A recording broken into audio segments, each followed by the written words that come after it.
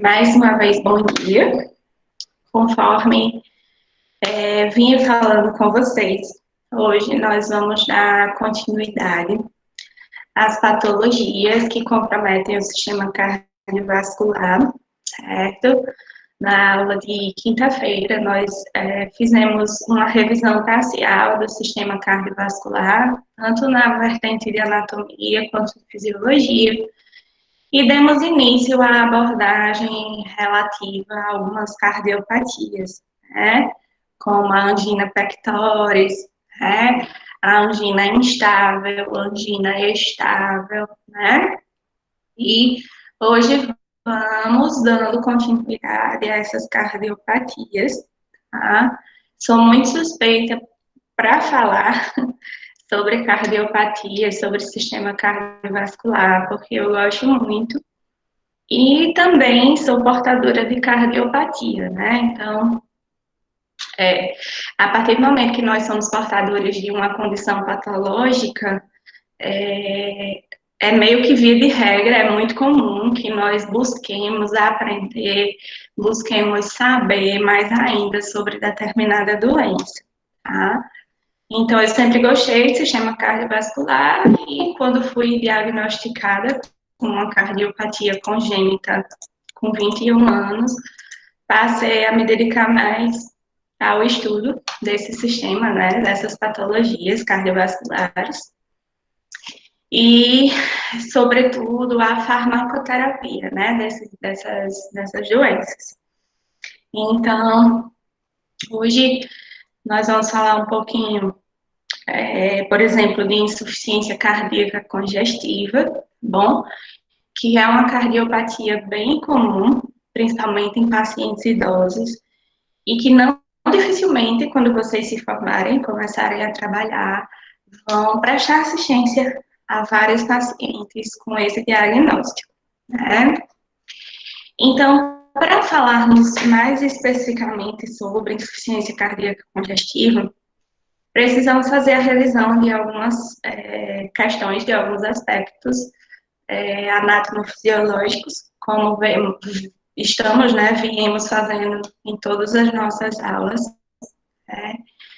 E aí, na aula de hoje, o que eu julgo como muito importante para a diferenciação por parte de vocês é algo que nós já falamos, que é a respeito de veias e artérias, que são estruturas angiológicas, certo? Ou seja, são vasos, são vasos sanguíneos, e esses vasos, quando nós falamos em estruturas angiológicas, angio está relacionado à circulação, certo?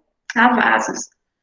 Angiologista, por exemplo, é o médico que é responsável por estudar e por imprimir diagnósticos, fazer diagnósticos médicos relacionados ao sistema angiológico, né, aos vasos, né? E quando eu falo em estruturas angiológicas, em vasos do nosso corpo, eu faço referência a veias e a artérias, né? São duas estruturas angiológicas completamente diferentes, né? E sendo elas diferentes, elas vão ter diferenças tanto em estrutura, quanto funcionamento, quanto elasticidade, tá certo? Se eu tenho uma estrutura angiológica que se classifica como veia, e eu tenho outra estrutura angiológica que se classifica como artéria, deve existir um porquê. Nada na vida é diferente por acaso, né? Existem porquês, tá certo? Então, quando nós falamos nessas estruturas angiológicas, mais especificamente em veias e artérias, nós estamos falando em estruturas que são diferentes no formato, tá bom? Eu acredito que vocês lembram disso lá na anatomia, tá certo? Veias são aquelas estruturas angiológicas mais superficiais, que nós conseguimos ver, que nós conseguimos palpar, que nós conseguimos funcionar, né? Ou seja, estabelecer um acesso de forma tranquila, porque eu estou vendo, eu consigo palpar, né? Eu vejo se essa veia ela é mais retilínea, ela é mais retinha, ou se ela é mais sinuosa, né? Então, veias são essas estruturas angiológicas mais superficiais, né? Que eu consigo ver, tá certo? Não pulsam, tá bom? E no interior das veias do nosso corpo percorre sangue do tipo venoso, tá bom? Calma que é venoso, não é venenoso, tá certo? Como às vezes eu escuto algumas pessoas falarem, não é sangue venenoso, não, é sangue venoso, tá certo? E o que é que eu quero dizer quando eu faço referência a um sangue venoso? Veja, não tem como confundir, tá bom? Venoso é o que percorre nas veias, tá certo? V e V, tá bom? Façam essas associações que ficam mais fáceis, tá? O sangue venoso, V, é o que percorre no interior, o quê? Das veias. E esse sangue venoso, gente, ele é caracterizado por ter uma alta concentração de o quê? Gás carbônico, certo? De CO2. Tá bom? Então é aquele sangue que ele é mais enegrecido. Ele é um vermelho, mas aquele vermelho mais fechado, com a tonalidade meio que vinho, certo? Então esse é o sangue venoso, né? Que significa o quê, gente? Geralmente as veias, elas trazem o sangue que passou já por todos os órgãos, por todos os tecidos, por todas as células, e vem trazendo junto com ele o quê? O CO2. O CO2, ele não é muito interessante para o nosso corpo, não, tá certo? O dióxido de carbono, ele não é interessante para o nosso corpo porque ele possui uma característica química de ser extremamente ácido, tá bom? E aí, nós não podemos ter muito CO2 no sangue, porque senão o nosso sangue vai ficar muito ácido. E tudo no nosso corpo nem pode ser de mais e nem pode ser de menos, tá certo? Nós precisamos de quê? Do equilíbrio, da homeostase fisiológica. Então, eu não posso nem ter muita acidez e nem muita alcalinidade no corpo, tá certo? Então, essa é a função das veias, né? Trazer dos órgãos, dos tecidos, das células, aqueles resíduos metabólicos da respiração celular. Que a respiração celular, ela gera CO2 como produto, mas esse CO2, ele não é interessante para estar presente no nosso corpo em excesso, tá bom? Então, veias são estruturas que são mais visíveis ao olho nu, né? São superficiais, não pulsam. No interior das veias percorre sangue do tipo venoso. E quem é esse sangue venoso? Sangue rico em CO2, né? Que, quimicamente falando, é algo extremamente ácido e não é interessante para nós retermos no nosso corpo. Tá bom? Veja que se essas veias estão trazendo sangue de volta, elas estão voltando, gente, dos órgãos, tá certo? Essas veias estão voltando dos órgãos. E aí, uma vez que ela está voltando dos órgãos, ela não precisa contar com aquela pressão elevada que é necessário, por exemplo, quando o nosso coração bate, mais especificamente o ventrículo esquerdo, que tem por função fazer a sístole ventricular na intenção de quê? De ejetar, de empurrar sangue oxigenado para todo o corpo.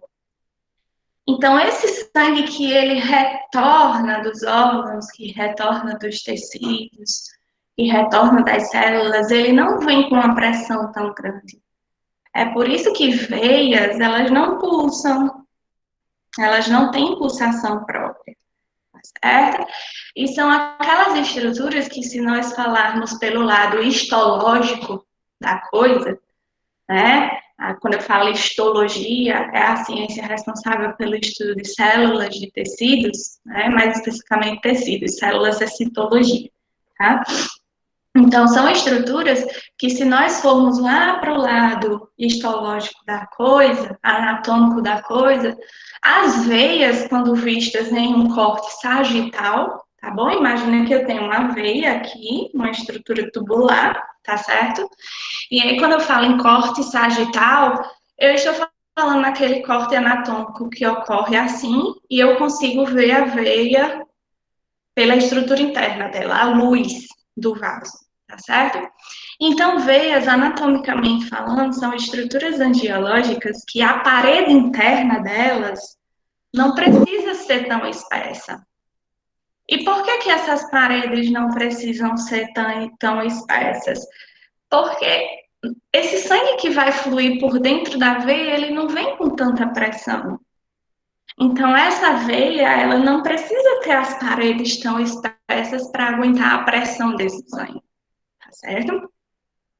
Diferentemente lá das artérias, tá certo? Tudo o que a veia é, a artéria não é.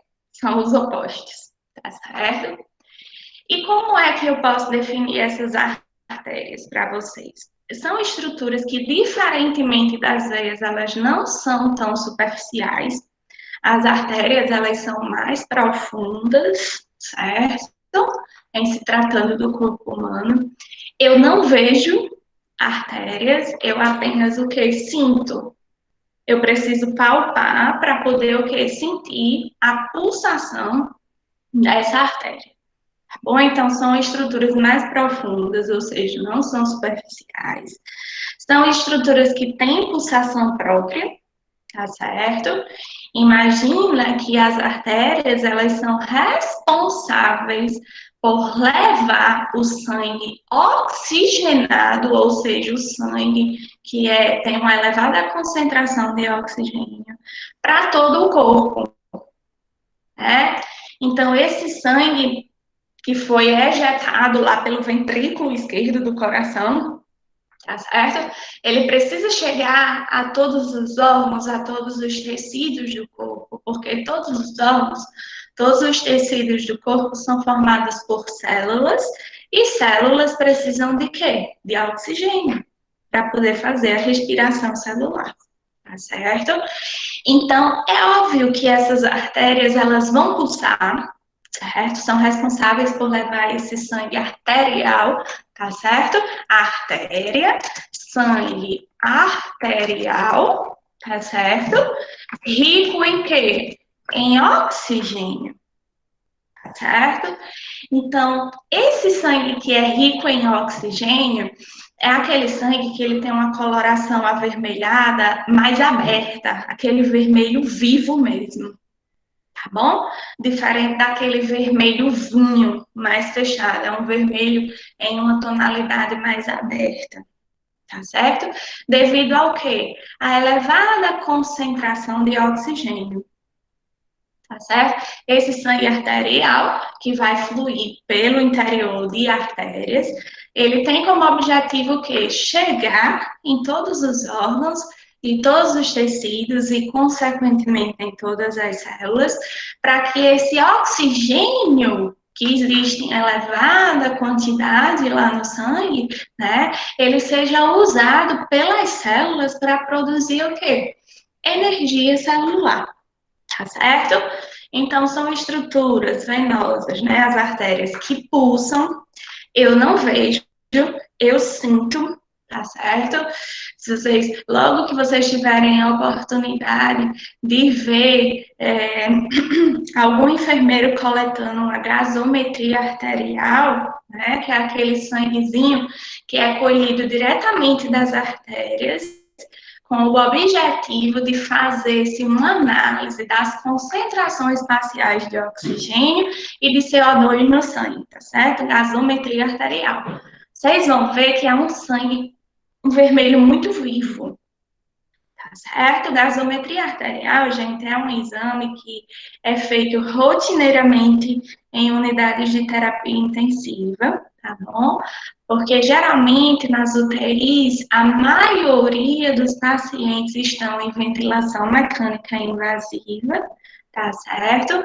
Ou seja, estão respirando com a ajuda de aparelhos, e é de extrema importância para a equipe, tanto médica quanto da equipe de enfermagem, saber se essa respiração, essa ventilação que está sendo promovida com a ajuda de uma máquina, está sendo suficiente para o corpo daquele paciente. Tá? Então, geralmente, pacientes graves em ventilação mecânica invasiva, ou seja, respirando com a ajuda de aparelhos, inevitavelmente vai ter de ser colhido gasometria arterial nele, manhã, tarde e noite. E gasometria arterial, gente, é um exame que é de competência exclusiva do enfermeiro, bom? Só o enfermeiro pode coletar a gasometria arterial. Aí imagine funcionar uma artéria, né? Não estou vendo, apenas sinto. Geralmente, paciente em UTI é aquele paciente bastante anasarcado, ou seja, bastante edemaciado, bastante inchado.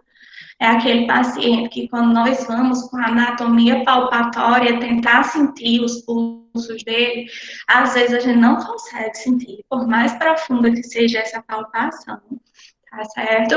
Então, praticamente, nós vamos e funcionamos com o conhecimento da anatomia mesmo, né? Eu sei que por aqui, perto do osso radial, né, passa o quê? Uma artéria, né, que é a artéria radial, né, então eu vou pela anatomia, meio que às cegas e funciono. Eu sei que aqui perto da fossa cubical, né, vai passar o quê? A artéria braquial, né, eu sei que perto da região inguinal vai passar a artéria femoral. Então, nós temos de ter esse conhecimento de anatomia bem consolidado para poder ir funcionar esse paciente e coletar essa gaso arterial, tá certo? Geralmente, a coleta de gasometria arterial, nós damos entrada com a agulha em 90 graus, né? Diferente da punção da veia periférica que nós vamos fazer, que a agulha entra praticamente em 0 graus, né? Bem rente à pele, né? A gente dá uma angulaçãozinha de 15 graus só para conseguir romper a pele e depois nós baixamos a angulação dessa agulha, né? Mas quando nós damos entrada para coletar a gasometria arterial, a agulha entra em 90 graus, né? Então é um exame bem doloroso, tá certo? Que incomoda bastante. E aí existem essas diferenças. Se a artéria a gente pulsa, né, se nós conseguimos sentir a pulsação arterial, eu posso subentender o quê? Que o sangue que flui por dentro daquela artéria, ele tem uma força maior, né? Até mesmo porque é aquele sangue que sai diretamente do coração. Então, o coração bate, faz a sístole, né, para conseguir fazer com que o quê? A força da sístole ejete, ou seja, direcione o sangue que está saindo do coração para todos os órgãos, para todos os tecidos e, consequentemente, células, né? Então, artérias, elas pulsam, diferentemente das veias, né? Elas precisam pulsar, elas precisam fazer esse movimento de contração e relaxamento da estrutura para garantir que o sangue continue seguindo adiante, até onde ele deve chegar, né? Então, se artérias contraem, gente, se artérias pulsam, a pressão que vai ocorrer do sangue no interior desse vaso, ela é maior, né? Então, em se tratando de artéria, se eu pego uma artéria e eu faço um corte sagital, né, para ver por dentro da artéria, o que é que nós vamos conseguir perceber? Que a parede interna dessas artérias, ela é bem mais o quê? Espessa. Ela é bem mais larga. Ela precisa ter uma estrutura física mais forte, né? Para aguentar a pancada, para aguentar a pressão desse sangue que está fluindo pelo interior dela, tá certo? Então, essas são as principais diferenças entre veias e artérias, tá certo? Me digam uma coisa, sob o ponto de vista de vocês, falamos aí as diferenças básicas entre veias e artérias, tá certo? Sobre a fisiologia, né? Que uma pulsa, a outra não pulsa, em decorrência disso, uma vai ter a parede mais espessa do que a outra. E em relação à elasticidade, sob o ponto de vista de vocês, quem é que é mais elástica? As Quando eu falo artérias. artérias. Quando eu falo em elasticidade, gente, é a propriedade que algo ou alguma estrutura tem em o quê? Se deformar, né? De adquirir novas formas, a depender da pressão que essa estrutura sofra, não é verdade? Então, se artérias pulsam, gente, quero dizer o quê? Que as paredes dessas artérias são mais o quê? Flexíveis, são mais elásticas, né? Tem que ser. Se a pressão, se o sangue que está passando lá por dentro faz uma pressão maior, essa artéria ela precisa se deformar, né? Oi, pode falar. É por isso que lá vai eu para os renal. É por isso que delata, às vezes, as artérias do paciente renal, fica aqueles tombos. Sim, vamos ver lá na aula de nefropatia. Isso bem direitinho, mas é completamente justificável. Tá certo? Então, se compararmos veias e artérias elas vão ser mais elásticas, elas vão ser mais flexíveis, né? E quando eu falo em flexibilidade, elasticidade, é essa capacidade de deformação das estruturas, né? E aí, para finalizar, a questão do sangue venoso e sangue arterial, que eu já falei para vocês. Sangue venoso é aquele sangue rico em quê? Em CO2, em dióxido de carbono, né? Que ele vai fluir pelo interior de quem? De veias, venoso, veias, venoso. E o sangue arterial, artérias, né? Artérias, sangue arterial, artéria, né? É aquele sangue que vai fluir no interior das artérias e que ele tem uma elevada concentração de quê? Oxigênio. Por isso que o sangue arterial, ele é mais o quê? Mais vermelhinho. Tá certo? Ok? Até aí tudo bem, gente? Podemos seguir? Sim. Sim. Beleza. E aí, gente, eu pergunto para vocês. Depois de falarmos dessa questão de veias, de artérias, de elasticidade, o que é que eu questiono para vocês? Em relação à anatomia, anatomicamente, as artérias e veias de uma pessoa idosa, elas são iguais às de uma pessoa jovem? Eu acredito. Não? E no que seria diferente, por exemplo? Pela lógica mesmo. Pode falar da forma que vocês entendem. Eu tiro assim pela minha avó, que às vezes eu fui funcionar ela e a veia é muito fina, muito sensível, delicada, e às vezes acaba extravasando. Uhum. Que mais? Alguém dá mais? Caso um vínculo, né?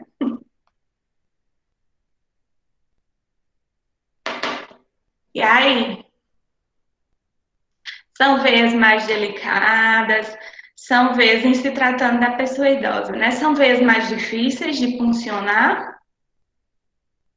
Eu acredito que não. Não? Não sei, né? acredito Porque que também não, se eu depende da difícil. fisionomia da pessoa. Se é uma idosa mais frágilzinha, magrinha, porque tem aquelas idosazinhas mais com o pezinho elevado, né? Porque eu falo assim, quando a gente vai para o estágio de fundamentos, aí a professora pediu para eu funcionar. É uma idosa. Sim, Aí ela disse assim, vai cuidar, você foi uma coisa assim tão rápida. De repente eu encontrei a ver que perdi o controle da veia. Assim, rapidamente, perde sangue, aí ela foi lá e, não sei o que chega especial. Aí ajeitou lá. entendi. Se eu disponibilizasse para vocês 2 pacientes diferentes, certo? Imagine, tire toda a agitação de uma criança quando vai ser funcionada, certo? Porque o que mais dificulta para nós funcionarmos na pediatria é a questão dos pacientes eles chorarem, deles berrarem, espernearem, ficarem muito nervosos, se mexem muito. E isso dificulta, né, para nós funcionarmos. Mas imagine que seja uma criança perfeita, não mexe, não grita, não esperneia, não chora, tá lá de boas para você funcionar. E um idoso de 98 anos. Deixando de lado essa questão de ser mais gordinho ou mais magrinho. Qual vocês acham, acreditam, que seria mais fácil de funcionar? O idoso? O idoso? Alguém acha que seria a criança? O idoso. O idoso? Ei, vamos lá. Indo Professor, pela eu não sei assim, mas o idoso, geralmente, a gente consegue ver mais as veias dele. Assim, Sim. se uma pessoa clarinha, quando tá assim, né, bem mais idoso, a gente consegue ver. Assim, Certo. e ver. Me Não diga sei. uma coisa. Se vocês, os que já dirigem, os que sabem dirigir carro, é mais fácil dirigir um carro novinho que saiu da concessionária ou um carro da década de 70? Qual é o que vai ter melhor rendimento?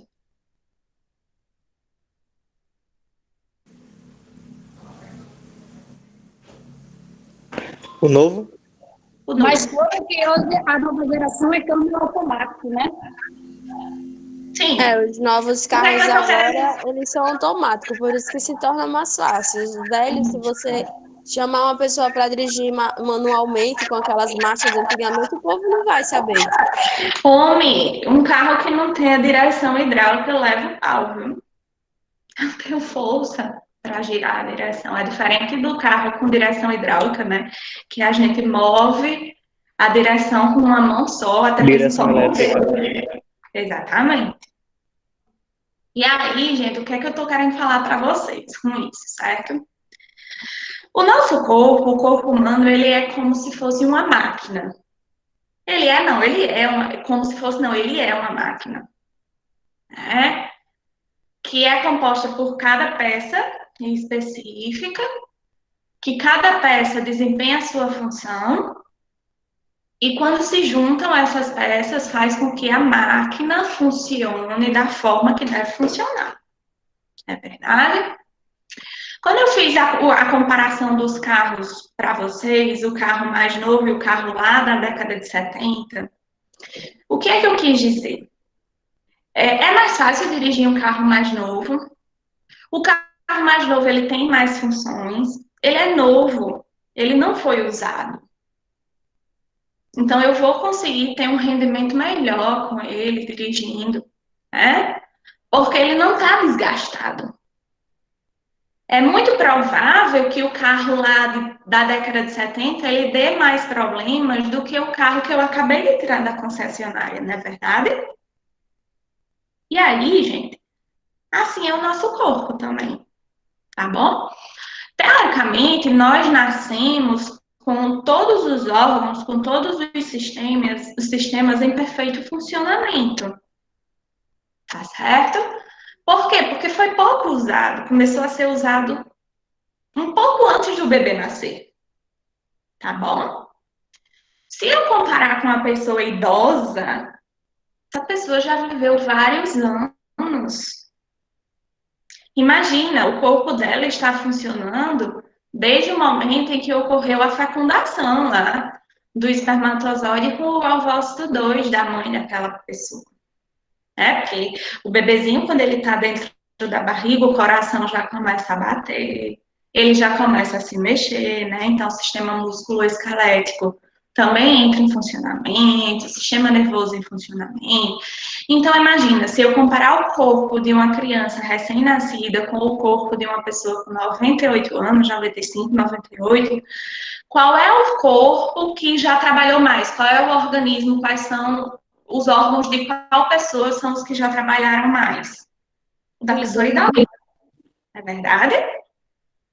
Quanto mais eu uso uma coisa, gente, aquela coisa está fadada a ficar o quê? Desgastada. Não é verdade? Quanto mais eu uso uma roupa, por exemplo, mais ela vai ser lavada, mais surradinha ela vai ficar. Diferente de uma roupa que eu compro na loja agora. Não é verdade? Então, assim é o nosso corpo. Tá bom? Quando eu perguntei a questão de se as artérias e as veias de uma pessoa idosa são iguais às de uma pessoa jovem, de fato, não são. São diferentes. As veias e artérias da pessoa idosa já tem muito caminho, né? Já tem muito caminho percorrido, diferente de um bebezinho que acabou de nascer. É verdade? Então, me diga uma coisa. Em se tratando de veias e artérias de uma criança e de um idoso, qual dessas duas pessoas vai ter essas estruturas angiológicas, essas estruturas venosas mais elásticas, mais flexíveis? A criança. A criança. Exatamente. Ei, ainda nessa mesma linha de pensamento. Professora, é por isso que geralmente quando um idoso leva assim pequenas pancadinhas, é mais fácil de se romper, né? Assim, às vezes uma veia, é por isso que muito facilmente eles perdem muito sangue, assim, fica aquela coisa mais frágilzinha, né? Isso. Mas ainda nessa mesma linha de pensamento, gente, fazendo a comparação, né, de um jovem e de um idoso, tá bom?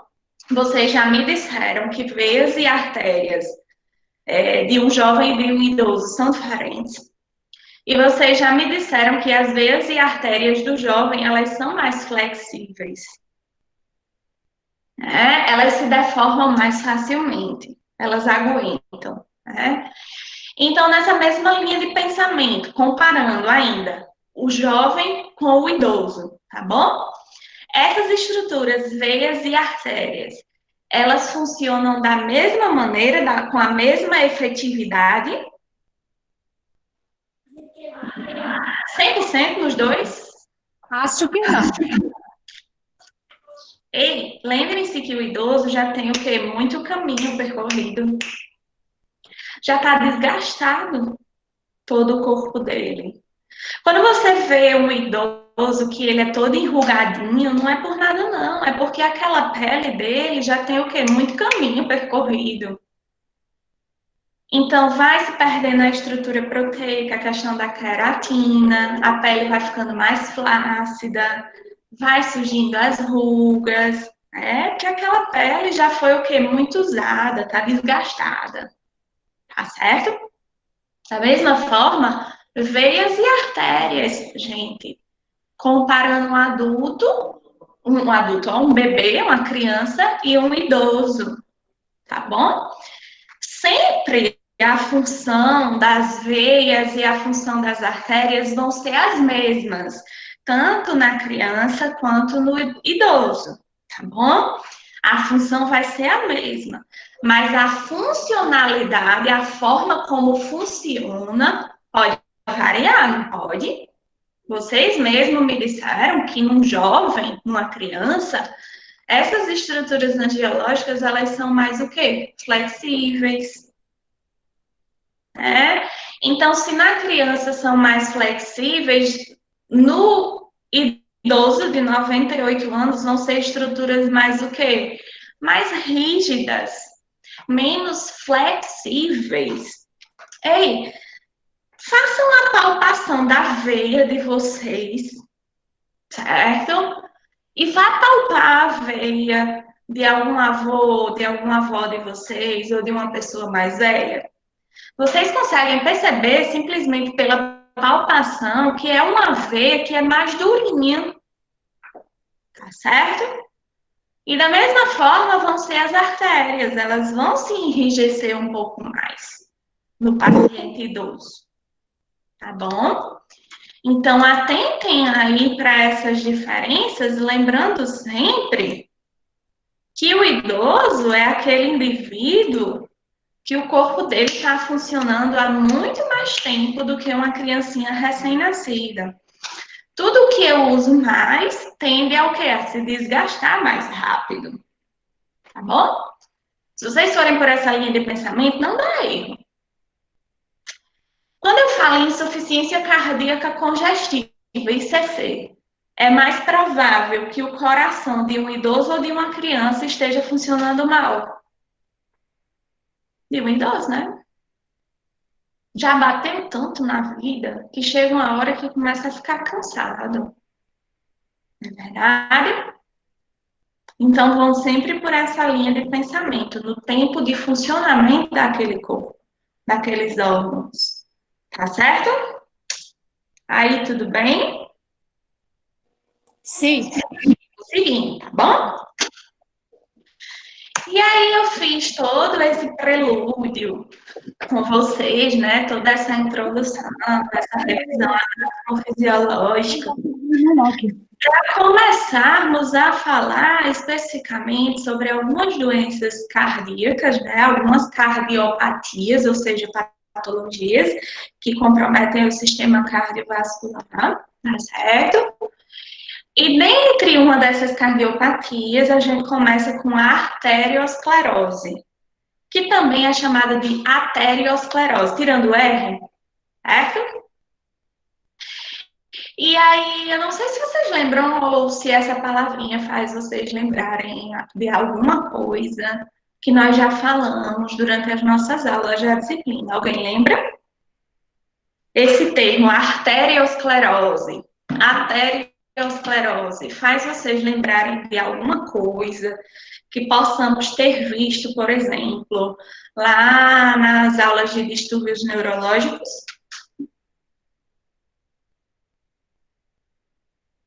No AVE, alguém lembra de alguma coisinha? Placas de ateroma, alguém lembra? Sim. Vamos lembrar, tá? Daquela partezinha, certo? A arteriosclerose, gente, ou arteriosclerose, é um fenômeno que nós identificamos, que nós vamos verificar sempre, via de regra, em todas as pessoas idosas, tá certo? E o que é que vem a ser essa arteriosclerose ou arteriosclerose? É justamente o que nós já falamos. O fato das estruturas venosas, ou seja, de veias e artérias no idoso, elas serem mais durinhas, mais rígidas, menos flexíveis. Se você prestar atenção, todo e qualquer idoso, ele vai ter as veinhas mais duras, menos flexíveis quando comparado com pessoas mais jovens. E porque, gente, indo pela lógica, né? Aquele corpo já vem trabalhando há muito tempo, né? Aquela máquina, ela já vem em um funcionamento exaustivo por um determinado tempo. Então, o que é que acontece? Como é que essas estruturas venosas, veias e artérias, elas demonstram que já estão cansadas de tanto trabalhar, que já foram bastante usadas? Ficando mais o quê? Rígidas. Menos o quê? Flexíveis. E aí, a esse fenômeno nós chamamos de arteriosclerose, tá bom? Arteriosclerose ou ateriosclerose é um fenômeno normal, é esperado que nós verifiquemos em todo e qualquer paciente idoso. E o que é que consiste nessa arteriosclerose? A questão da diminuição da flexibilidade das estruturas do que? Venosas. Quando eu falo em estruturas venosas, eu me refiro ao quê? A veias e artérias, tá certo? Então, técnico-cientificamente falando, o que é que faz com que essas veias e artérias elas fiquem mais enrijecidas, mais durinhas, né? A parede das artérias e das veias, elas acabam o quê? Alargando, ficando mais espessas, né? E a partir do momento que eu faço um alargamento que não é fisiológico, não nasceu assim, a elasticidade dessas estruturas angiológicas ela vai sendo perdida. Ou seja, são estruturas angiológicas que vão ficar mais o que? Durinhas, mais enrijecidas. Ou seja, menos flexíveis. Tá certo? Professora, Oi? fica menos flexível, né? Isso fica menos.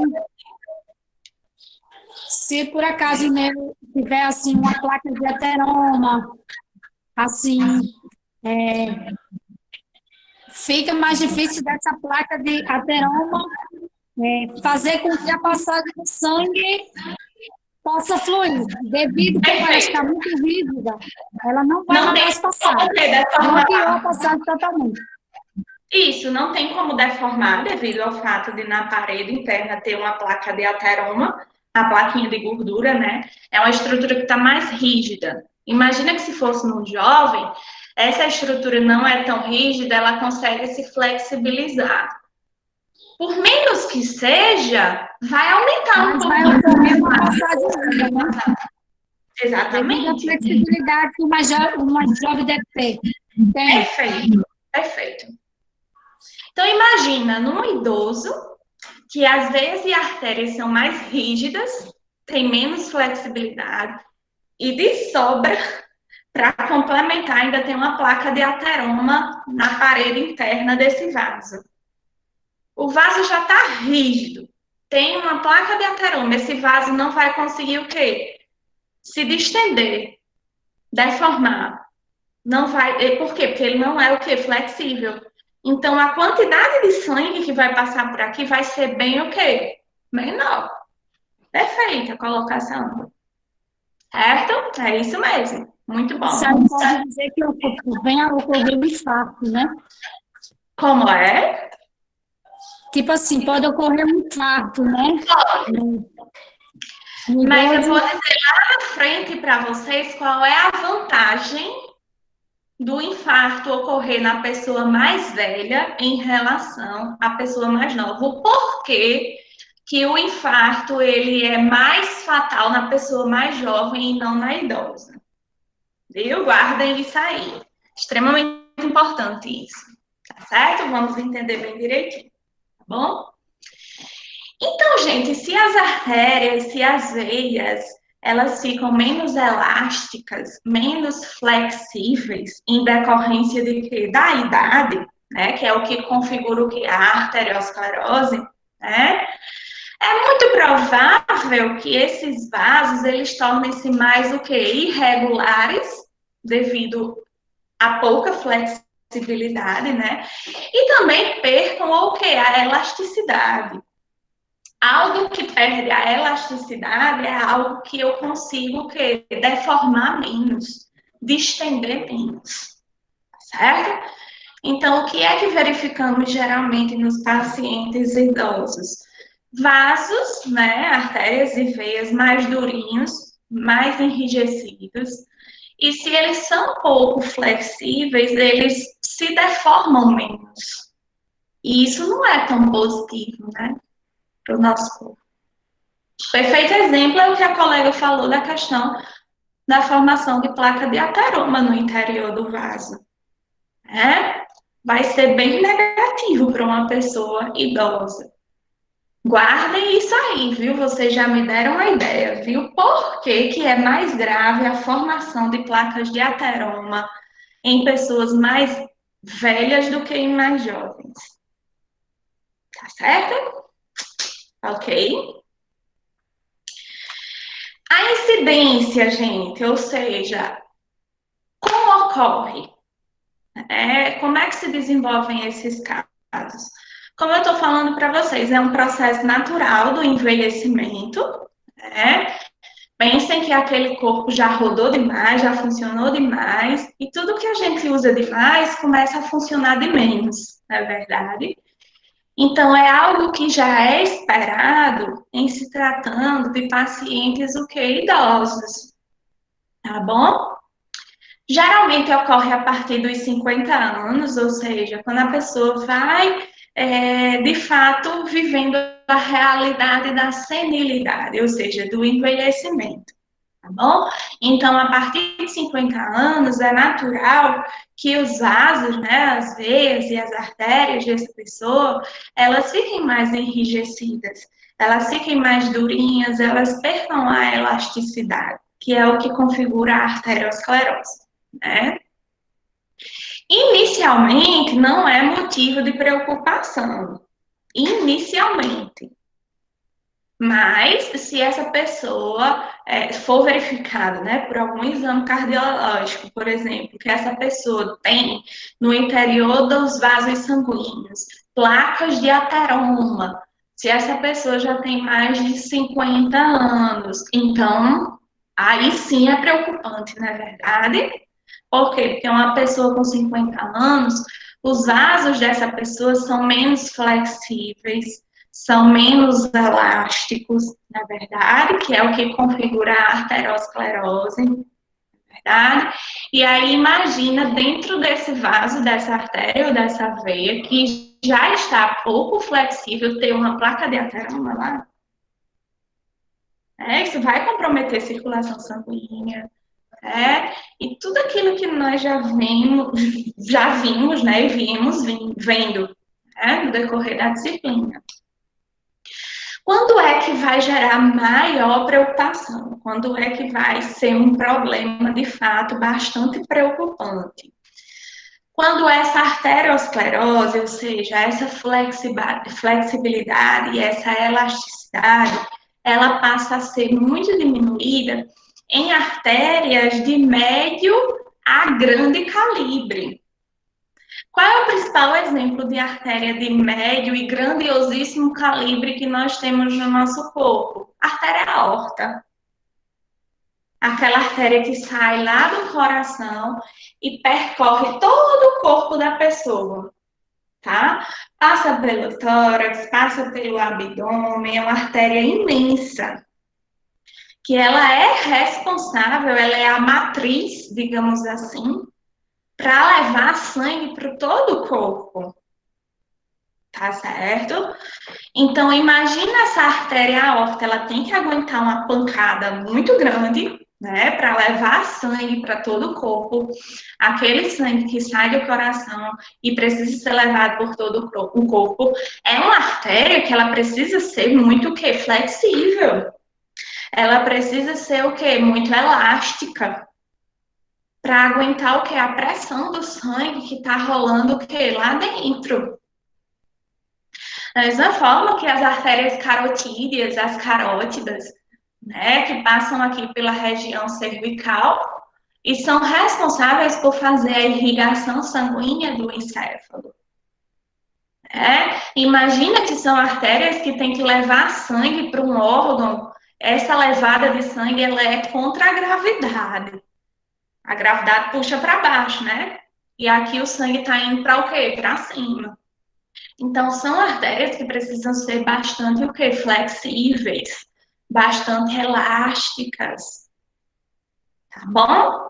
Tá certo?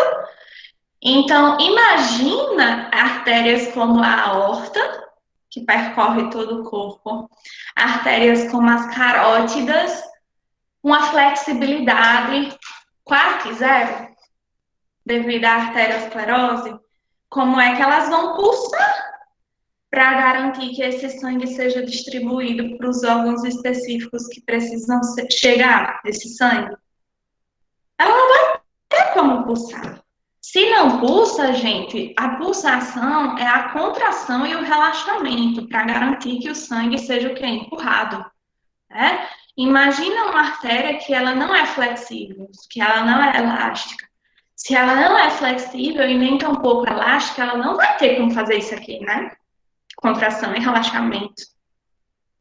E aí? E aí vai dar ruim, né?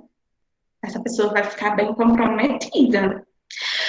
Eu não sei se vocês já ouviram falar em alguns casos clínicos, se não ouviram, vão ouvir, de rotura, de rompimento de artéria aorta. Porção da aorta abdominal foi rompida. E é sangue, viu? Na região abdominal. Por que, professora, esse rompimento da artéria aorta pode ter acontecido? Tá aí um dos motivos. Perdeu a elasticidade, perdeu a flexibilidade devido a ser uma pessoa muito idosa, né? E aí essa artéria aorta, ela precisa ter flexibilidade para o quê? Para levar sangue para todo o corpo. Se está fluindo por dentro da artéria aorta um sangue que faz uma pressão enorme, e essa artéria aorta, ela não se deforma, ela não tem elasticidade, ela não tem flexibilidade, ela pode simplesmente o quê? De não aguentar a pressão do sangue fluindo, né? Ela pode simplesmente o quê? Romper. Tá certo? E geralmente, casos de rompimento da artéria aorta, eles são o quê? Fatais. Como é que você vai conter o sangramento causado pelo rompimento da aorta? Tá certo? Então, a fisiologia explica o porquê da aorta poder romper, poder torar, literalmente, em pessoas que são idosas. Por quê? Arteriosclerose. E o que é a arteriosclerose? É a diminuição da flexibilidade, da elasticidade de estruturas venosas. Tá certo? Ok? A fisiologia, gente, é muito linda. Eu acho lindo, eu sou suspeita, né? Mas eu acho maravilhoso. O que é que pode causar a arteriosclerose? Né? A diminuição da elasticidade, a diminuição da flexibilidade desses vasos sanguíneos. Predisposição genética, né?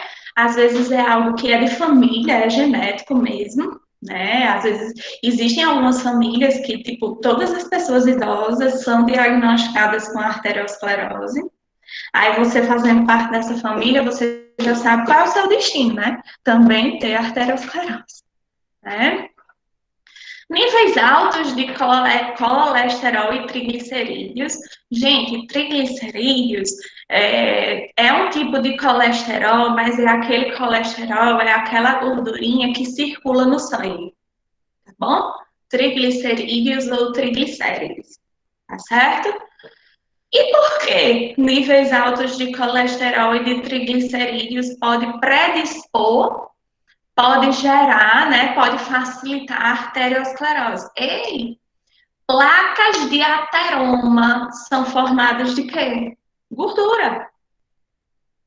Placas de ateroma, elas podem sim ser facilmente formadas devido a elevados níveis de colesterol e devido a elevados níveis de triglicerídeos, principalmente no corpo daquela pessoa, tá bom? Me diga uma coisa, se vocês comparam uma artéria que não tem placa de ateroma com uma artéria com placa de ateroma, qual é a que vai ter a flexibilidade, a elasticidade mais prejudicada? Sem ou com? Com. Com. Perfeito. Então, pessoas com níveis elevados de colesterol e de triglicerídeos, elas têm uma predisposição, elas têm uma facilidade maior de formar o quê? Placas de ateroma, placas de gordura lá no interior do vaso, né? E aí, esse vasozinho com placa de ateroma, óbvio, é lógico que ele vai ficar o quê? Menos flexível. E essa questão da menor flexibilidade, ou seja, da flexibilidade diminuída, configura o que nós chamamos de quê? De arteriosclerose. Tá bom? O que é que pode causar a arteriosclerose? Tabagismo. Lembram que eu falei para vocês que o tabaco, que o cigarro, ele é formado por inúmeras substâncias tóxicas ao corpo, nicotina. No cigarro tem até acetona de unha, de tirar coisa de unha, tá bom? Então, só tem o que não presta no cigarro. Aí imagina que é uma pessoa que fuma desde os 13 anos de idade. Ei, o corpo vai aceitar, vai reconhecer essa prática tabagista como sendo um agrado a ele, não é uma agressão imensa. E uma vez o corpo sendo agredido, como é que ele pode reagir, minha gente? Fazendo com que as estruturas venosas, veias e artérias tornem-se mais rígidas, devido à ação o quê? Do tabaco, daquelas substâncias tóxicas, tá certo? Então, geralmente, pessoas que fumam, que são tabagistas, que são fumantes, né, elas têm as veias e as artérias mais enrijecidas, mais durinhas. Então, é uma pessoa que tem uma predisposição maior de ter o quê? A arteriosclerose. Tá Professora, certo? Oi? o meu namorado, ele tem 19 anos, vai fazer 20 agora. Eu acho que ele fuma desde os 12, eu não me lembro quando foi que ele disse. Eu sempre peço para ele parar, mas ele não para, né? Aí ele diminui um pouco. Aí uma vez eu levei ele para aula prática e o professor falou que eu tinha que aprender a furar e não ser furada, literalmente. Aí o que? Eu pensei, eu vou botar para furar ele. Aí, quando ele abaixou o braço, o professor viu que as veias deles eram, como a senhora disse, muito durinhas e boas. É tanto que no instante eu achei a veia dele e tirei sangue dele. Todo mundo estava querendo tirar sangue dele lá. Consegue funcionar, mas quando a gente tenta furar, é um pouquinho mais duro, né? É, Para aí conseguir entrar eu a tive que agulha. imprensar mais um pouquinho para entrar, mas foi perfeito. Isso. Mas por que que você teve essa dificuldadezinha maior para furar, né? Para a agulha entrar dentro da veia? E ele Justamente fuma há devido ter muito mais tempo. isso. Então, ele é um candidato fortíssimo, em primeiro lugar, para uma arteriosclerose, né? Porque devido à prática tabagista. Perfeito, seu exemplo. É isso mesmo. São veias mais evidentes, mas quando eu tento furar, eu tenho uma resistênciazinha maior para a agulha entrar. Tá certo? Perfeito. Ok, gente? Então, essas são algumas das causas, né? E aí, arteriosclerose, ok, gente? Tá tranquilo? Sim. Sim. Ok. Indo lá para a doença arterial coronariana, que é o que nós abreviamos na área da saúde como DAC, tá bom? Vocês vão ver muito essa sigla, DAC, e vocês têm a obrigação de saber que significa doença arterial coronariana. Ei, lá na aula de quinta-feira, de acordo com o que vimos lá na aula de quinta-feira, vocês conseguem ter uma ideia do que viria a ser a doença arterial coronariana? Doença do Existem as doenças coração. coronárias? Oi? Doença do coração. As artérias Doença. do coração. Qual é o nome das artérias do coração?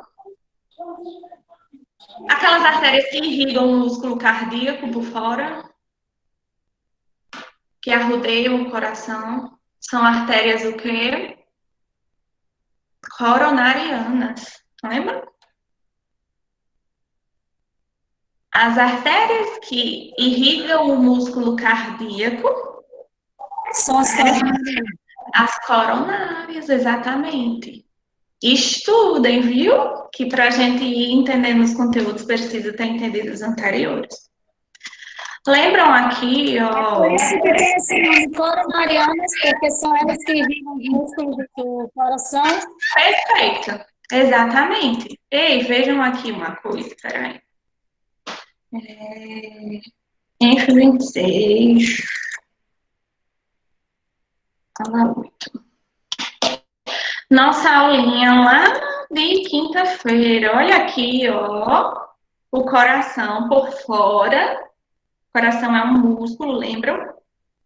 E o músculo, ele precisa de sangue, porque no sangue vem oxigênio, vem glicose, blá, blá, blá, blá, blá, blá.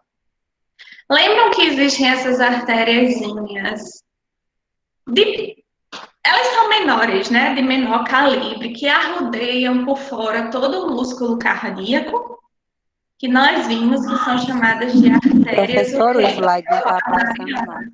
Tá aparecendo, não? Peraí. Para mim, não. Só um momentinho.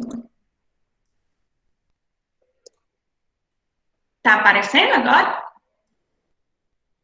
Não. Aparece para alguém?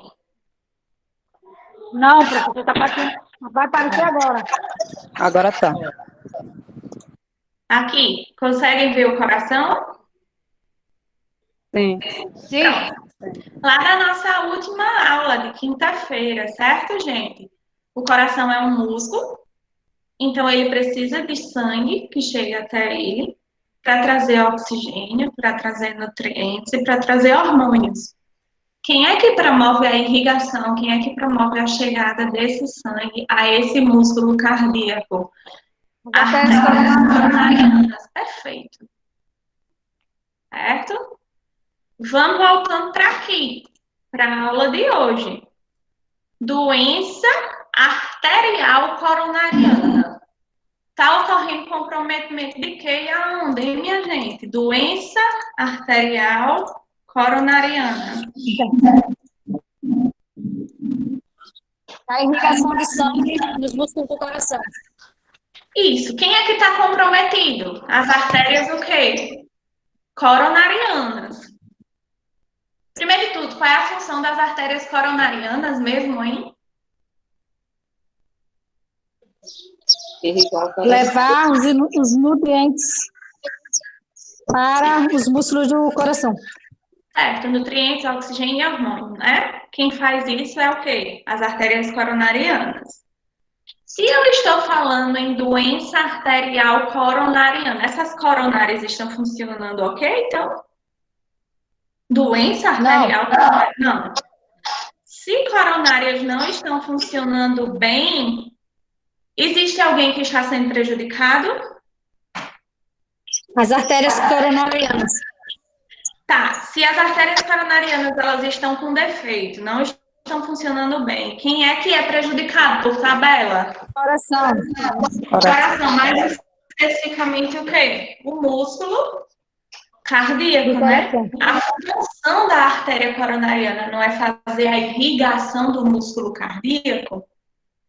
É? Sim. Então, se essas artérias coronarianas elas não estão funcionando bem, gente, o músculo cardíaco vai ser irrigado da forma adequada? Não. Ei, o que é que pode fazer com que essas artérias coronarianas não estejam funcionando bem? Essa artéria coronariana, algum ramo dela pode estar obstruído, pode estar entupido? Sim, as placas enterônicas. Perfeito. Aí, ó. Doença arterial coronariana, ela é justamente uma patologia em que há o comprometimento das artérias coronarianas, certo? Aquelas artériazinhas que ficam por fora do coração, como eu acabei de mostrar, tá certo? E aí, se essas artérias coronarianas não estão funcionando direito, qual é a função delas? Irrigar o músculo cardíaco. Se as artérias coronarianas não estão funcionando de forma ok, esse músculo cardíaco ele está sendo irrigado de forma adequada? Não. O que é que pode fazer com que essas coronárias, essas artérias coronarianas, elas não estejam funcionando bem? Elas podem estar obstruídas, como eu perguntei para vocês? Pode. Por quem? Placas de ateroma. Tá certo? Imaginem aqui, ó. Essa artéria coronariana, ela era para estar completamente livre, ela não era para estar obstruída, tá certo? E aí, ela estando livre, ela não estando obstruída, o sangue vai o quê? Fluir tranquilamente por dentro dela, não é verdade? Mas se em uma parte dessa artéria coronariana tiver uma placa de ateroma total ou parcial, pode comprometer a irrigação do músculo miocárdio? Com Pode, certeza. com total certeza. Então, gente, isso é o que nós chamamos de doença arterial coronariana. Doença arterial coronariana é uma artéria coronária que está doente. A artéria coronária, ela pode estar doente, ela pode ser impedida de desempenhar suas funções pelo quê? Por uma causa obstrutiva, como a formação de placa de ateroma, placa de gordura no interior da artéria coronariana. Se essa estrutura coronariana está prejudicada, vai conseguir desempenhar a função que era da artéria coronariana? Não. Qual é a função da artéria coronariana? Irrigar o músculo cardíaco. Esse coração vai ficar prejudicado? Vai. Me diga uma coisa: a doença arterial coronariana pode gerar um infarto? Sim. Totalmente. Porque o que é o infarto, gente, que eu já falei para vocês, é a não chegada de sangue em uma determinada região do músculo cardíaco. Se não chega sangue em uma determinada região do músculo cardíaco, vai chegar oxigênio? Não. Não. Vai chegar glicose? Não. Essas células podem ficar sem oxigênio e sem glicose? Não. Elas vão fazer o quê? Esse músculo cardíaco vai o quê? Necrosar. Isso é o que configura o quê, minha gente? O infarto agudo do miocárdio. Então, cuidado. Anotem aí, tá certo? Uma doença arterial coronariana pode sim evoluir para um infarto agudo do miocárdio. E a fisiologia explica o porquê. Não é verdade? A fisiologia explica. Então, cuidado. Tá certo? Ok? Cuidado com as pegadinhas. Tá certo? Quais são as causas? Placas de ateroma no interior das artérias o quê? Coronarianas. Tá certo? Essas placas de ateroma dentro das artérias, como já falamos, faz com que a artéria fique o quê? Mais o quê? Rígida. Certo? Se eu comparar uma artéria sem placa de ateroma com uma artéria com placa de ateroma, a que tem a placa de ateroma, ela é menos o que? Elástica. Ela é menos flexível. Ela vai ser mais o que? Rígida. Tá certo? Essas placas de ateroma, gente, a depender, vamos voltar aqui, ó, para essa imagem, tá bom? A depender de onde ocorra o bloqueio, ou seja, o entupimento, a obstrução pela placa de ateroma, eu vou ter uma região, uma área menor ou maior que não vai receber o quê? Sangue. Imagina aqui, ó, uma placa de ateroma, gente, que ela está aqui, localizada aqui, onde o meu mouse está, tá bom? O sangue vem fluindo por aqui, beleza, de boas, mas aqui tem uma placa de ateroma. O sangue vai passar em quantidade suficiente daqui para baixo e para as laterais? Não. Não. Eu vou ter uma área maior comprometida, né? Porque, Sim. veja, daqui Professora, não é só uma artéria coronariana, tem várias o quê? Ramificações. Oi, pode falar. só uma dúvida. Assim como pode ter uma placa de ateroma aí nessa região, também pode ter um aneurisma? Pode. O que é o aneurisma? O abaulamento, a distensão da parede da artéria. Se essa artéria ela está com uma distensão maior nessa região, a parede fica o quê? Mais fininha, e pode ocorrer o quê? Rotura e aneurisma. Rompimento, isso. Perfeito, perfeito, perfeito. Ok, perfeito. Consegue ver meu slide? Sim. Perfeito. Então, a depender, gente, de onde essa placa de ateroma ela vai se localizar, pode ocorrer o bloqueio de uma região maior ou menor, né, para o recebimento de sangue desse músculo cardíaco, né? Então, é o que nós chamamos de bloqueio único ou bloqueio múltiplos. Lembram que lá na imagem vem a artéria coronariana e ela se ramifica em diversas partes? Então, a depender de onde se localize essa placa de ateroma, eu vou ter um bloqueio o quê? Múltiplo, que não vai ser só naquela região. Beleza, a obstrução está ocorrendo naquela região, mas está comprometendo todas as regiões o quê? Que aquela artéria coronariana está o quê? Se ramificando. Tá certo? Beleza? E aí, gente, imaginam aqui, ó. A luz do vaso de uma artéria coronariana sem placa de ateroma, totalmente livre, tá bom?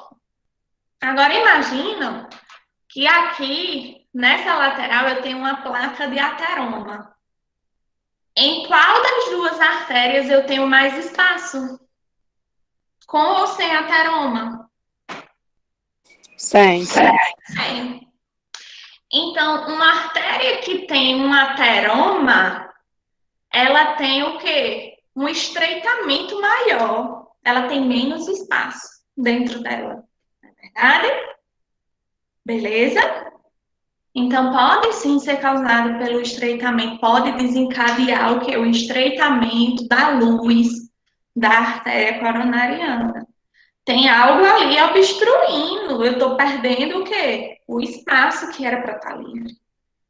Tá certo? E aí, gente, quando ocorre o estreitamento dessas artérias coronarianas, né? O sangue, ele não flui na quantidade que deveria fluir. Se esse sangue não flui em quantidade adequada ou simplesmente se para de fluir, se for um bloqueio total, né? Eu vou ter o comprometimento o quê? Da irrigação cardíaca, da irrigação sanguínea do músculo o quê? Cardíaco. Isso é positivo para o coração? Não. Por quê? Porque se não chega sangue no músculo cardíaco, vai chegar oxigênio? Não. Chega glicose? Não. Tem como viver sem oxigênio, sem glicose? Também não. E aí, morte celular e necrose, né? Professora, é por isso que, dependendo da localização da placa de ateroma na artéria, é que dá assim, complicação de parto, né? Tem umas pessoas que dá e sobrevivem. E tem Sim. outras que não. Porque dependendo de onde a localização do ateroma ficou, vai necrosar, digamos assim, 70%, 50%, uma porcentagem maior, né? Perfeito, perfeito. Isso mesmo. Quem é essa espertinha aí que tá falando? Deixa eu ver. Quem é? Quem é que tá falando comigo? Quem foi? Rosália. Rosália tá muito. Rosália, né? Rosália tá muito perigosinha, viu? Eu gosto assim, viu? É sinal de que tá estudando. Peguem o bonde de Rosália, viu? Perfeito, Rosália, perfeito. É isso mesmo. Excelente sua colocação. Muito bom. Certo? Zero defeitos. Tá certo? É meio que uma coisa lógica, né? Se a gente entende o básico, o resto é efeito dominó. Tá certo? Beleza? Ainda em doença arterial coronariana, né? Manifestações clínicas, sinais e sintomas, né? Primeiro de tudo, a doença arterial coronariana, gente, ela não ocorre do dia para a noite, não. Tá certo? Ela vem se desenvolvendo, né? Pode ser resultado de quê? Da não prática de exercício físico, da prática tabagista, alimentação desregrada, bebidas alcoólicas, né? Então, imagina que a pessoa vive a vida inteira desse jeito, nesse modelo. Quando ela chegar na terceira idade, né? Quando ela ficar idosa, é óbvio que o corpo dela vai dar sinais de desgaste o quê? Maior, né?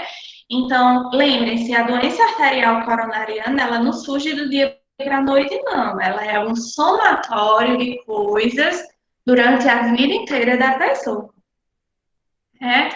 Em relação a sintomas, a depender, como Rosália falou, de onde é formada essa placa de ateroma, vão ocorrer bloqueios mais amplos, bloqueios de quê? De suprimento sanguíneo, né? Então, esse sangue ele vai deixar de chegar em muitas regiões do coração, a depender de onde essa placa de ateroma ela é formada, onde ela se desenvolve, né?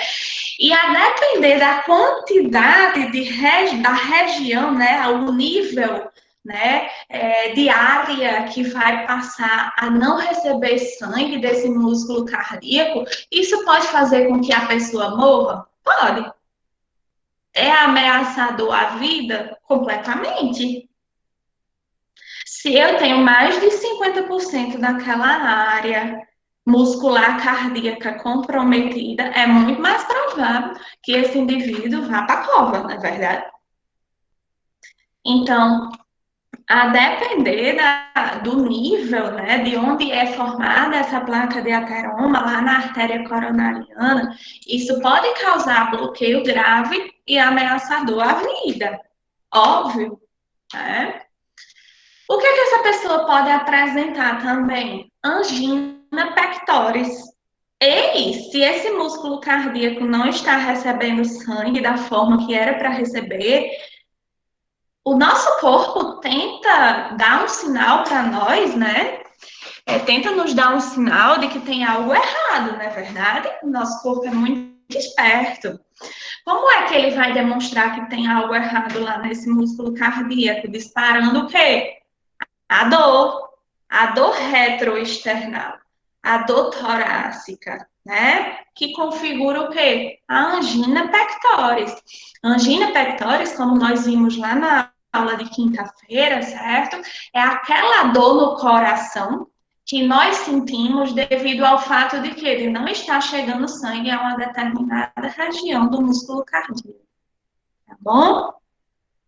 Essa pessoa facilmente pode apresentar dificuldade respiratória, tá certo? Que é o que nós damos a nomenclatura técnico-científica de quê?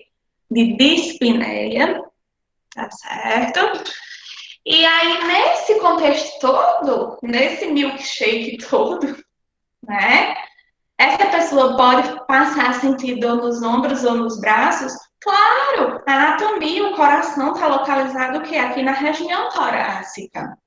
Se esse coração está disparando um sinal, um aviso de que algo errado está acontecendo nele, e os membros que eu tenho mais próximos do coração são o quê? Os membros o quê? Superiores, que são os braços.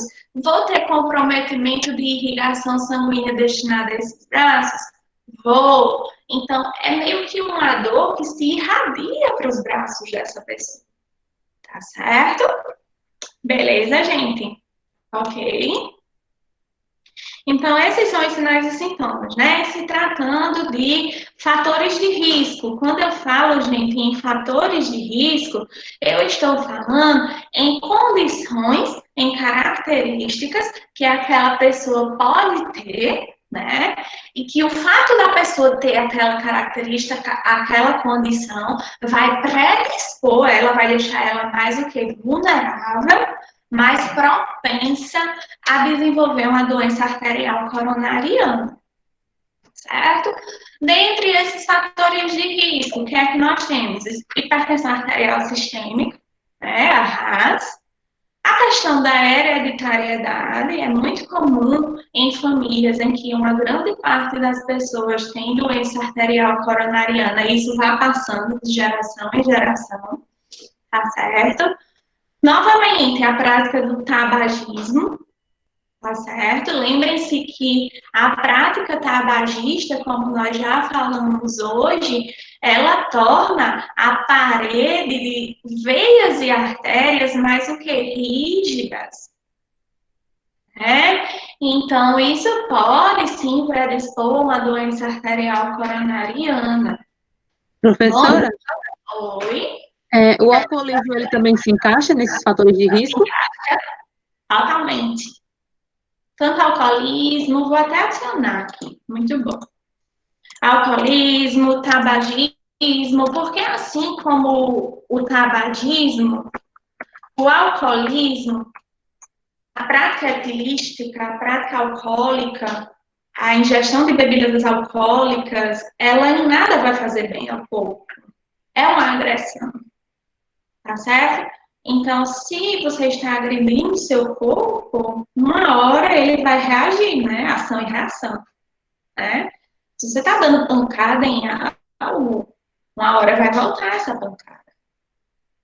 E o alcoolismo predispõe, sim, é um fator de risco, sim, tá certo? Diabetes mellitus.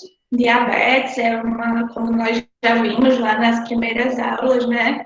É uma doença endocrinológica que descompensa todo o corpo, né? Então, também predispõe, tá certo? Uma pessoa que é diabética, muito provavelmente, se ela não controlar a diabetes mellitus dela, ela vai desenvolver, sim, uma doença arterial coronariana, é um combo, né? O sedentarismo, eu não sei se vocês sabem, se vocês já ouviram falar, mas a prática de exercícios físicos, gente, faz com que os nossos órgãos interiormente, né, e todas as estruturas que compõem esses órgãos se movimentem da mesma forma, tá certo?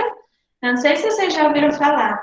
Pessoas que são constipadas, ou seja, que têm o intestino preso, que têm dificuldade de evacuar, quando inicia a atividade física, o intestino passa a funcionar perfeitamente. E isso por quê? Porque da mesma forma que eu faço, que eu me mexo para praticar exercícios físicos, o meu intestino grosso, ele se mexe também com o exercício físico. Então, vai ser mais fácil para essa pessoa o quê? Evacuar, tá bom? Então, a prática de exercício físico, ela é extremamente benéfica sobre todos os aspectos para o nosso corpo, tá bom? Então, dificilmente vocês vão ver uma pessoa que pratica atividade física, que seja hipertensa, que seja diabética, né? As paredes dos vasos dessa pessoa que pratica atividade física são mais flexíveis, tá certo? Dificilmente uma pessoa que pratica exercícios físicos, ela vai ter uma arteriosclerose, que é o quê? O enrijecimento dos vasos sanguíneos, né? Dificilmente uma pessoa que pratica exercício físico, ela vai ter níveis elevados de colesterol e de triglicerídeos, né? Então, se os níveis de colesterol e triglicerídeos dessa pessoa são ok, não vai ter a formação de quê? De placas de ateroma e, consequentemente, não vai ter doença arterial coronariana. Que é totalmente o inverso do que ocorre em pessoas que são o quê? Sedentárias. Tá certo? A questão da obesidade, como eu já falei para vocês, a maioria das pessoas que são obesas, gente, não é via de regra, porque para toda regra existe uma exceção, mas uma grande parte das pessoas que são obesas, elas têm as taxas altas, né? Níveis elevados de colesterol, triglicerídeos, níveis elevados de colesterol e triglicerídeos vai predispor a formação de quê? De placas de ateroma. Essas placas de ateroma localizando-se lá nas artérias coronarianas, eu vou ter o quê? Doença arterial coronariana, tá certo? E a questão do estresse emocional, né? Uma pessoa, quando ela é estressada ou quando se estressa muito, todo o corpo dela descompensa, né? Lembrem-se que o nosso corpo, ele funciona, cada órgão dependendo do outro, um sistema associado ao outro. Então, uma pessoa quando está estressada, a pressão dela aumenta, não é verdade? Se a pressão dessa pessoa que está estressada aumenta, gente, ó, aqui, ó, eu tenho hipertensão arterial sistêmica, que é um fator de risco para doença arterial coronariana. Então, veja que são coisas que estão diretamente associadas, tá certo? Lembre-se que fatores de risco não são fatores determinadores da doença, são fatores que contribuem para o possível desenvolvimento de uma doença. Professora, quer dizer que, tipo assim, a nossa saúde, o nosso comportamento de hoje, né? Como é a nossa saúde, o quê? A nossa saúde futuramente é o nosso comportamento de hoje, né? Se hoje eu... Perfeito, Rosália. E atualmente eu estou vivendo isso, né? Porque, assim, há muito tempo eu já fui noiva. E é costumeiro das mulheres pegarem no pé dos homens, né? Para se cuidar. Nós, mulheres, nos cuidamos mais do que os homens. Isso é indiscutível. E na época que eu era noiva, eu pegava muito do pé, né? Do meu noivo na época, para ele se cuidar, para ele se alimentar bem, para ele fazer exercício físico, para ele não beber. A maioria dos homens bebem, né? E ele bebia. Eu nunca bebi, esse mal eu não levo minhas... Eu costumo dizer que minhas mazelas não é nem por cigarro, nem por droga, nem por álcool, né? Por bebida, porque eu não sei o que é isso. Mas ele bebia e eu ficava falando, né? Olha, dê uma maneirada, você se ligue, preste atenção. Isso por quê? Porque na família dele já tem histórico de hipertensão arterial sistêmica. Inclusive, a mãe dele já teve uma AVE, né? Então, ele tem vários fatores de risco, né? Tem a questão da hereditariedade, do alcoolismo, né? Tem a questão do sedentarismo, isso naquela época, viu? Há mais de 10 anos. E eu falava e ele dizia que eu era muito chata, que eu pegava muito no pé dele, porque, assim, geralmente o homem, quando a mulher vem com essas coisas para eles, né, eles acham que a gente tá querendo controlar eles. Eu não sei se vocês aí são assim, mas a maioria dos homens que eu convivi, né, nos meus relacionamentos, acham que a pessoa tá querendo controlar, e não é. É cuidar. Não me ouvia. Brigávamos demais por causa disso, né? A maioria das nossas brigas era por causa disso, que ele dizia que eu era muito controladora. E não era. Resultado. A criatura me ligou quinta-feira passada, eu assistindo aula, preparando para assistir aula na UFRN, me ligou, que a gente continua amigo, né? Me ligou e disse, Silvinha, eu tenho uma coisa para dizer. Eu disse, o que foi? Ele disse, minha pressão está 25 por 19. Eu disse, é o quê, homem? 25 por 19? Fiquei louca, né, minha gente? Porque na minha cabeça, a qualquer momento, ele ia ter uma AVE. A pressão normal é 12 por 8, diga aí 25 por 19. Eu fechei o computador na mesma hora. Eu disse, não, eu vou aí agora mesmo aferir sua pressão, vou passar na farmácia, eu vou comprar um antihipertensivo. Assim fez. Quando cheguei lá, a pressão do jovem estava desse jeito. Comprei um antihipertensivo para ele, agora esqueci o nome, hidroclorotiazina, que é um antihipertensivo bem forte. E comprei o captopril, que é aquele comprimidinho que põe embaixo da língua, que é muito utilizado em urgências, quando a pessoa chega com a pressão alta. Não baixava não a pressão dele. Não baixava. Fiquei na casa dele até quase meia-noite, morri. De repente ele se lembrou de você. Não, minha filha. E eu não ia perder a oportunidade, né? Eu estava ouvindo o que eu dizia a você, e você não me escutava. Você dizia que eu era chata, eu não perco a oportunidade também, que eu sou dessas, sabe?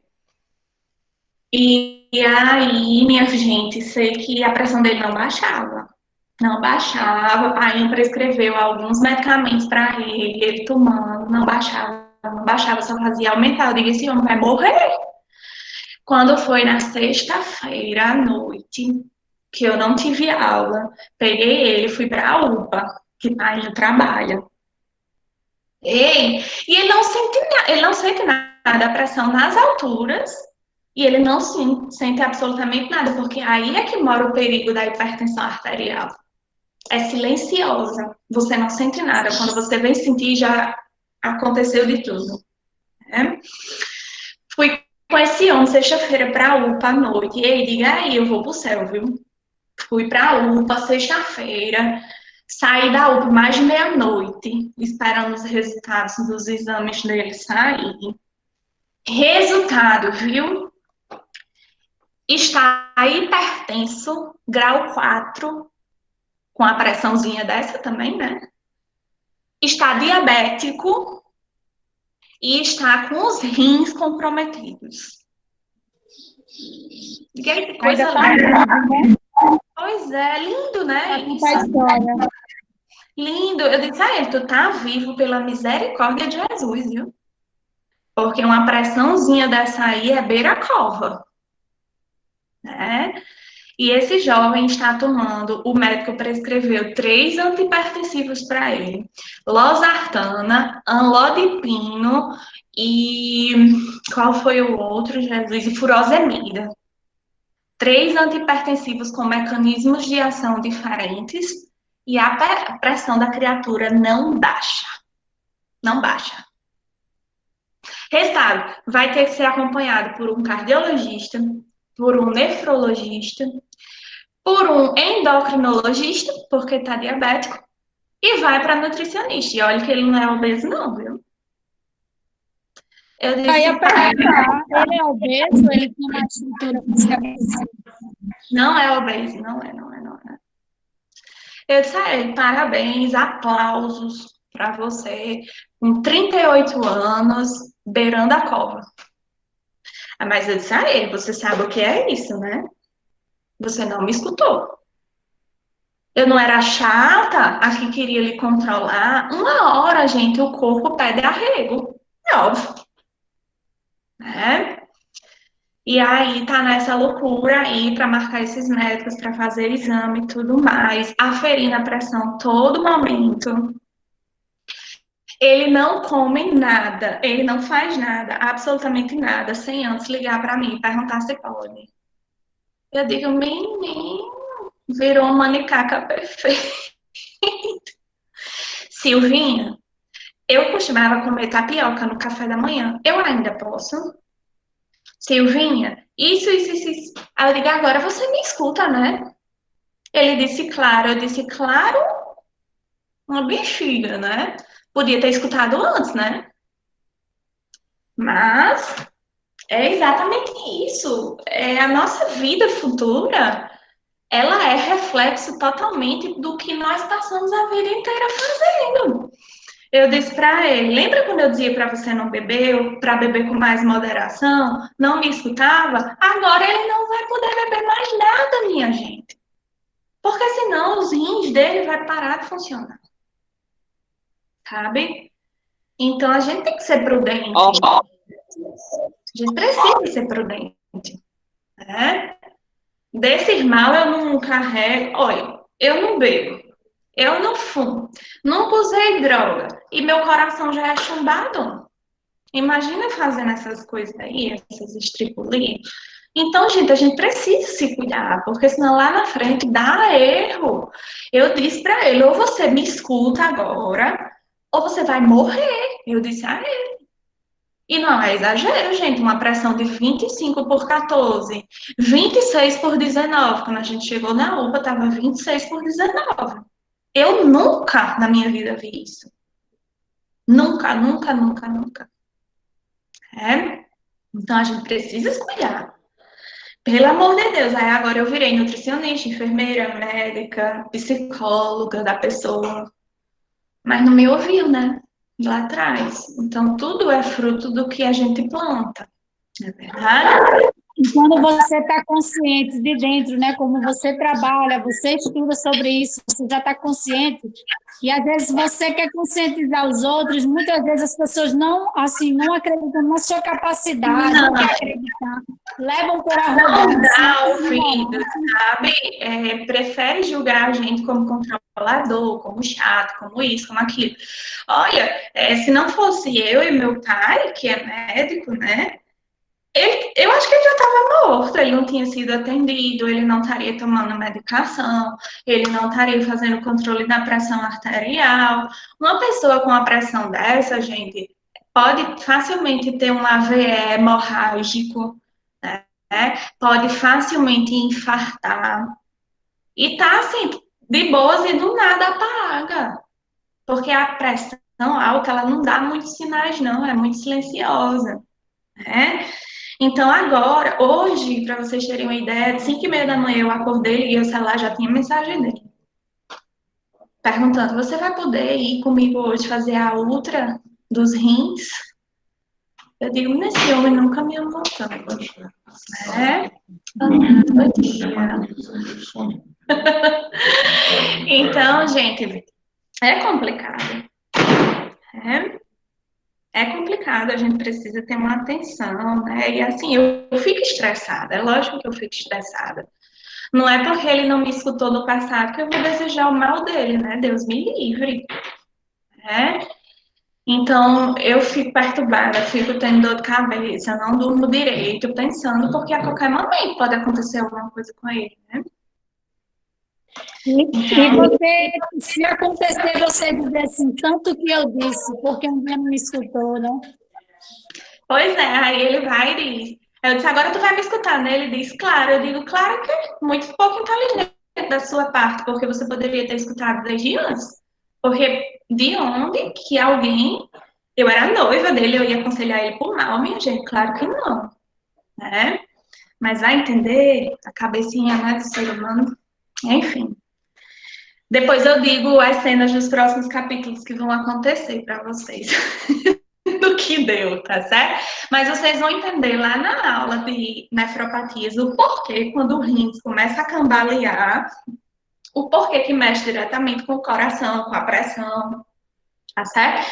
É esse caso clínico do meu ex-noivo, tá certo? Que, se Deus quiser, vai dar certo. Eu espero. Então, gente, para finalizar, como é? Essa parte aí eu entendo um pouco. De nefropatias, né? Doenças renais. Eu entendo um pouco também, mas eu não quero viver isso não, sabe, mulher? Porque a gente sabe o quanto é perigoso, né?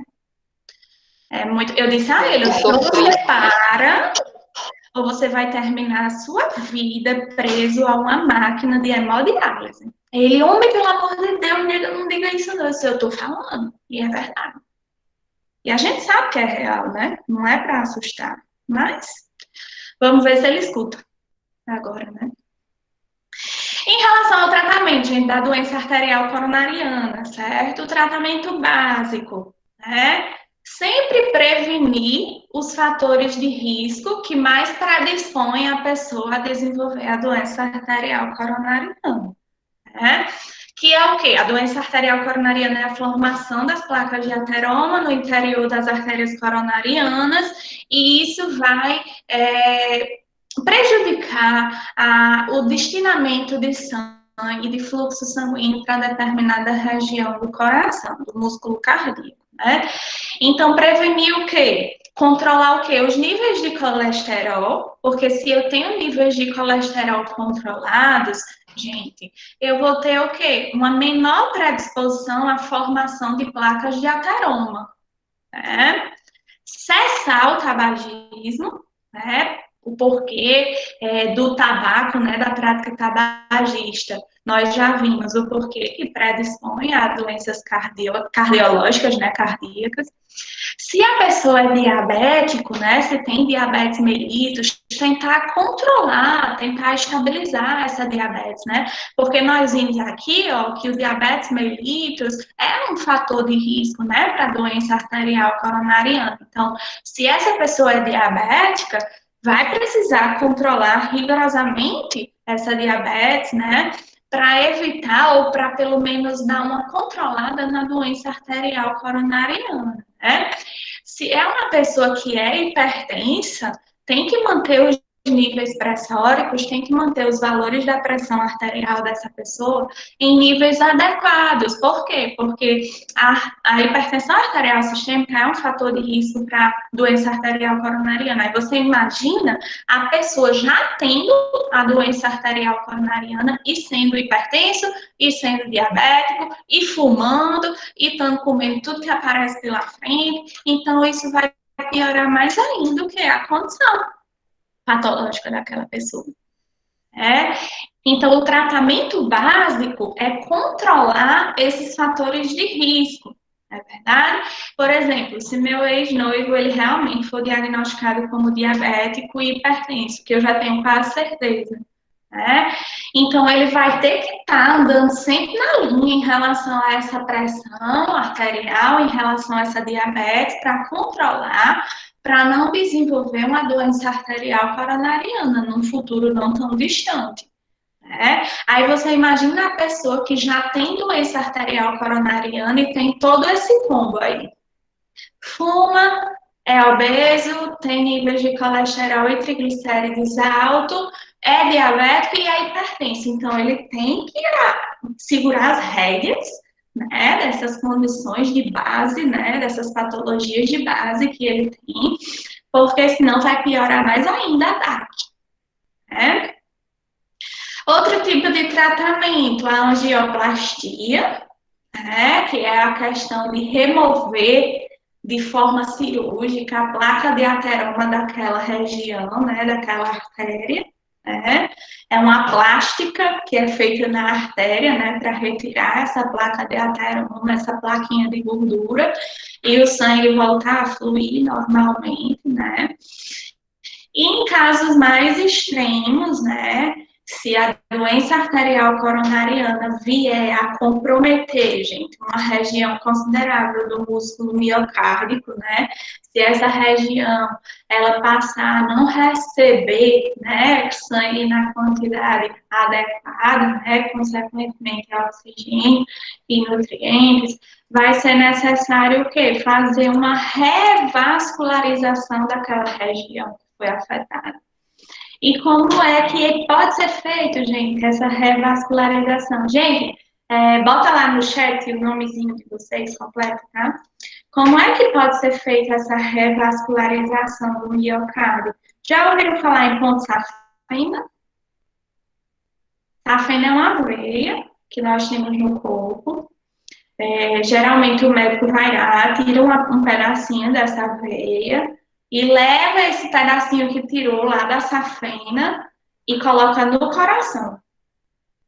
Liga com as artérias coronarianas em determinada região para fazer com que aquela área que passou a não ser vascularizada, ela passe, ela volte a receber sangue novamente. E aí nós chamamos isso de revascularização do miocárdio, tá certo? Então, vejam que começa sempre com o tratamento mais simples, e aí, se fosse agravando, vai entrando com um tratamento que ele é o quê? Mais complexo. O mais simples é o controle dessas condições, né? Dessas patologias, dessas comorbidades, essas patologias de base, né? Como o controle da hipertensão, o controle da diabetes, o controle dos níveis de colesterol, deixar de fumar, né? Fez tudo isso, não melhorou, vamos partir para uma angioplastia, né? Angioplastia retirada lá, né, da placa de ateroma não resolveu, já teve um comprometimento de uma região miocárdica considerável, vamos fazer uma revascularização desse miocárdio. Por exemplo, ponte de safena. Tá certo, gente? Alguma dúvida até aí ou tá ok? Tá tranquilo? Tá tranquilo? Para não tá, né? Uma aula vai recompensando a outra. Tá tranquilo, não tá, né, Rosália? Mas vai ficar, né? Gente, eu vou finalizar a aula de hoje por aqui, tá certo? Porque para nós falarmos em insuficiência cardíaca congestiva, nós precisamos falar em aparelho respiratório também, tá certo? E aí, se nós formos falar de pequena circulação, de grande circulação agora, que envolve pulmões, e a gente ainda não viu o aparelho respiratório, vai dar um nozinho maior na cabecinha de vocês, tá certo? Então, eu prefiro pegar essa parte de insuficiência cardíaca congestiva e jogar ele um pouquinho mais para frente depois que nós virmos o sistema respiratório, porque vai ficar mais fácil para vocês entenderem, tá bom? Então, para não gerar confundimento, para não bater o desespero em vocês, eu acho mais prudente jogar um pouco mais lá para frente. Tá certo? Ok? Então, ficamos combinados de vocês fazerem